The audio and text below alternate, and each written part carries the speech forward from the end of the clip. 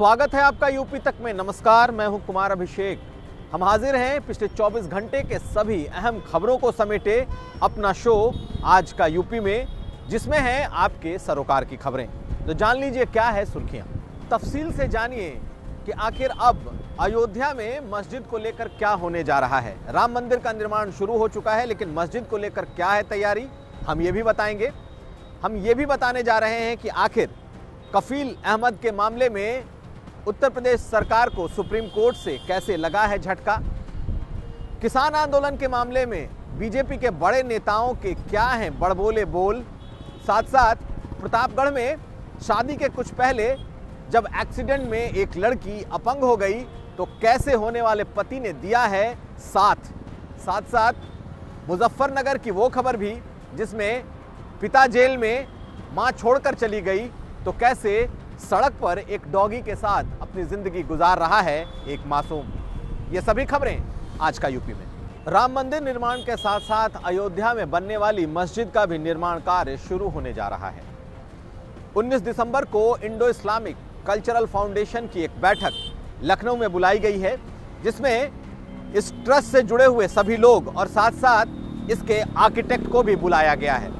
एक नक्शा भी 19 दिसंबर की इस बैठक में मस्जिद का पास किया जा सकता है और उम्मीद ये की जा रही है कि 26 जनवरी के दिन से इस अयोध्या में बनने वाली मस्जिद का निर्माण कार्य भी शुरू हो जाए। हालांकि अभी उस पर अंतिम मुहर लगना बाकी है। अयोध्या के राम मंदिर से तकरीबन 20 किलोमीटर दूर धन्नीपुर रौनाही में 5 एकड़ में यह मस्जिद बनने जा रही है और उसकी तैयारी पूरे तौर पर होती दिखाई दे रही है। बाकायदा इंडो इस्लामिक कल्चरल ट्रस्ट ने अपना खाता भी खोल रखा है और विदेशों से भी इसे फंडिंग होगी ऐसी उम्मीद की जा रही है। ऐसा लगता है कि राम मंदिर और अयोध्या में बनने वाले मस्जिद का निर्माण साथ साथ होगा। इस मस्जिद में बाबर का नाम जुड़ा नहीं होगा और ना ही इसका स्वरूप बाबरी मस्जिद जैसा होगा। चलते हैं अगली खबर की तरफ। सुप्रीम कोर्ट ने आज कफील अहमद के मामले में राज्य सरकार को झटका दे दिया। हाई कोर्ट के फैसले के खिलाफ राज्य सरकार ने सुप्रीम कोर्ट में अपील दायर की थी। दरअसल कफील अहमद को इलाहाबाद हाई कोर्ट ने एनएसए से मुक्त कर दिया था। न सिर्फ एनएसए लगाने को गलत ठहराया था, बल्कि उन्हें तुरंत रिहाई के आदेश दिए थे और उसके बाद कफील अहमद की 8 महीने के बाद जेल से रिहाई हुई थी और ये पूरे 8 महीने उन पर एनएसए लगा हुआ था। सरकार ने हाईकोर्ट के फैसले के खिलाफ सुप्रीम कोर्ट में अपील की थी, लेकिन आज सुप्रीम कोर्ट ने उसे खारिज कर दिया और राज्य सरकार को कहा कि इस बारे में कोई भी सुनवाई हाईकोर्ट ही करेगा। यानी कि एक तरफ कफील अहमद को राहत मिली है, दूसरी तरफ सरकार को झटका लगा है। चलते हैं अगली खबर की तरफ। केंद्र सरकार के भले ही किसान आंदोलन को खत्म करने में पसीने छूट रहे हों, लेकिन उत्तर प्रदेश में बीजेपी के बड़े नेता किसान आंदोलन को लेकर बड़बोले बयान देने से बाज नहीं आ रहे। बीजेपी के विधायक सुरेंद्र सिंह, जो कि बलिया से चर्चित जाने माने बड़बोले विधायक हैं, उन्होंने इस पूरे आंदोलन को खालिस्तानियों का आंदोलन करार दिया है। वहीं दूसरी तरफ बीजेपी के प्रदेश अध्यक्ष ने साफ साफ कहा है कि इस मामले में अब सीएए और एनआरसी में जिन लोगों ने देश में हिंसा फैलाई, ऐसे लोगों ने इस आंदोलन में भी हाईजैक करने की कोशिश की है।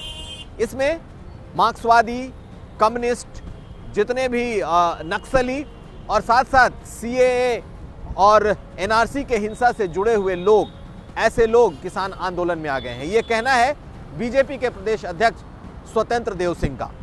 कुल मिलाकर बीजेपी कहीं ना कहीं इस किसान आंदोलन को उस चश्मे से देख रही है जैसा 1 साल पहले शाहीन बाग और सीएए एनआरसी प्रोटेस्ट के दौरान हुआ था। सुन लीजिए क्या कह रहे हैं बीजेपी के विधायक और बीजेपी के प्रदेश अध्यक्ष। लगता है कि जिसे शाहीन बाग में विदेशियों द्वारा इस आंदोलन को, भारत में चलने वाले राष्ट्र विरोधी आंदोलन को हवा दे रहे थे सब, ठीक उसी प्रकार लग रहा है कि ये भी विदेशी ताकतें इसको हवा दे रही हैं और भारत को अस्थिर करना चाहती हैं। क्योंकि बताइए ब्रिटेन में भारत के किसान बिल के खिलाफ यदि ब्रिटेन में कोई सरदार आंदोलन करता है, इसका मतलब ये खालिस्तानी है सब, और ये खालिस्तानी चिंतन के जो लोग हैं, जो खालिस्तान समर्थक थे लोग, ऐसे ही लोग इसमें ज़्यादा गति के साथ और बढ़ चढ़ कर के हिस्सा ले रहे हैं। जो ताकत सीए के पक्ष में था, इसमें अब षड्यंत्र करना है। यदि समस्या का समाधान होता है तो बात करें, यदि ज़बरदस्ती करना है तो बात दूसरी है। तो इसके पीछे, अब आंदोलन के पीछे जो शक्तियाँ, नक्सलवाद, माओवादी, कम्युनिस्ट, इस प्रकार की शक्तियाँ जो देश को के खिलाफ रहती हैं शक्तियाँ, ऐसे लोग जैसे सीए के खिलाफ। लखनऊ में आज अचानक ही 3 लग्जरी बस धू धू कर जलने लगे। लखनऊ कानपुर रोड पर बनथरा के पास परिवहन विभाग की ये 3 लग्जरी एसी बसें अचानक ही धू धू कर जलने लगी और इसमें बड़ी बड़ी लपटें निकलने लगी। इन तीनों बसों में एक साथ आग लगने की घटना ने सबको हैरत में डाल दिया कि अचानक टोल के पास खड़ी ये तीनों बसें कैसे जल उठी। हालांकि इसमें किसी के हताहत होने की खबर नहीं है, लेकिन 3 बसों का एक साथ आग लगना, 3 बसों का एक साथ जल जाना कई सवाल खड़े कर रहा है। क्या इन बसों को जलाया गया या फिर कुछ और था? फिलहाल इस बात की जांच चल रही है, लेकिन कहीं ना कहीं इन बसों को जलाए जाने के पीछे साजिश की बू आती है। चलते हैं अगली खबर की तरफ। मोहब्बत और मानवता की मिसाल देखनी हो तो प्रतापगढ़ के अवधेश और आरती की इस कहानी को देखिए। 8 दिसंबर को आरती की शादी होनी थी अवधेश मौर्य से, लेकिन शादी के महज 8-10 घंटे पहले जब दोनों घरों में शहनाइयाँ बज रही थीं, तभी दुल्हन का पैर एक बच्चे को बचाने के चक्कर में सीढ़ियों से फिसल गया और आरती बुरी तरह जख्मी हो गई। उसकी रीढ़ की हड्डी टूट गई और फिलहाल वो पूरी तरीके से अपंग हो गई। लेकिन लड़का जिसकी शादी होनी थी अवधेश मौर्य, उसने हिम्मत नहीं हारी।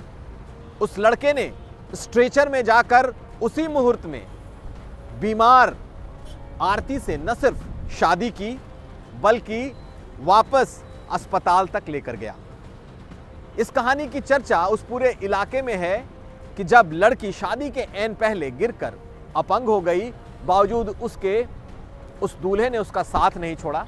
न सिर्फ मुहूर्त के वक्त उससे शादी की है बल्कि उसके साथ अस्पताल में भी है। उसकी तस्वीरें वायरल हो रही हैं और उसने घायल हालत में भी शादी की। आपको फिल्म याद होगा शाहिद कपूर और अमृता राव की विवाह, और पूरी तरीके से रियल लाइफ स्टोरी इस समय प्रतापगढ़ के इस लड़के ने निभाई है। मानवता और मोहब्बत की ऐसी कहानी बिरले ही देखने को मिलती है। अब दुआएं ये की जा रही हैं कि लड़की पूरी तरीके से ठीक हो जाए। डॉक्टरों का कहना है कि अभी कई महीने उसे अस्पताल में ही गुजारने होंगे, लेकिन न तो शादी टूटी और ना ही दिल। और अब ये दोनों शादीशुदा हैं और ये कहानी अपने आप में लोगों के लिए प्रेरणा स्रोत। चलते हैं अगली खबर की तरफ। पिछले कुछ घंटों में मुजफ्फरनगर की एक वायरल हुई तस्वीर ने लोगों को जहनी तौर पर हिला दिया। ये तस्वीर ऐसी थी जिसे देखकर शायद आप भी सोचने को मजबूर हो जाएंगे। एक 8 साल का बच्चा एक डॉगी को लिए एक फुटपाथ पर सो रहा है, महज एक कंबल ओढ़े हुए। जब ये तस्वीर वायरल हुई उसके बाद से इलाके में चर्चा चल पड़ी कि आखिर ये मासूम कौन है और कैसे ये इस ठंड की रात में इस फुटपाथ पर रात गुजार रहा है। दरअसल उस लड़के के साथ उसका डॉगी फुटपाथ पर सोता है, लेकिन असल कहानी ये है कि उसकी माँ उसे छोड़कर जा चुकी है और पिता किसी मामले में जेल में है। ये लड़का एक चाय की दुकान में काम करता था और हर रात ऐसे ही फुटपाथ पर अपने कुत्ते के साथ सोता था। लेकिन ये तस्वीर क्या वायरल हुई, प्रशासन के होश फाख्ता हो गए। खुद मुजफ्फरनगर के एसएसपी अभिषेक यादव ने इसमें इंटरेस्ट लिया। उस बच्चे की खोज शुरू हुई और देखते देखते उस बच्चे को पुलिस ने अपने साथ ले लिया।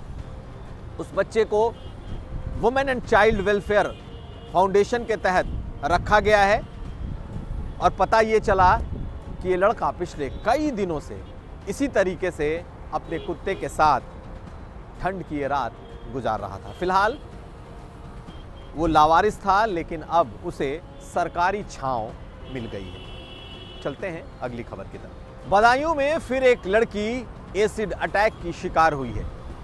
इस बार एसिड अटैक उस लड़के ने किया है जो उसके साथ कई सालों से उसका यौन शोषण कर रहा था, लेकिन जब शादी की बात आई तो वो लड़का मुकर गया।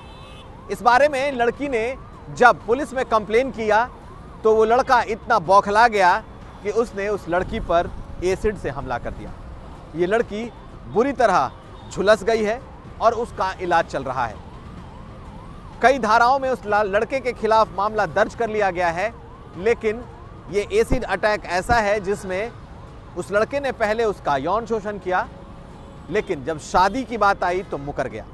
और शादी से मुकरने के बाद इस लड़की की शादी कहीं ना हो सके, इस लिहाज से उसने इस पर एसिड अटैक भी कर दिया, क्योंकि लड़की ने उस लड़के के खिलाफ FIR दर्ज करा रखी।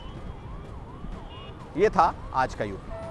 पिछले 24 घंटे के सभी अहम खबरों को समेटे ये था हमारा विशेष न्यूज बुलेटिन आज का यूपी।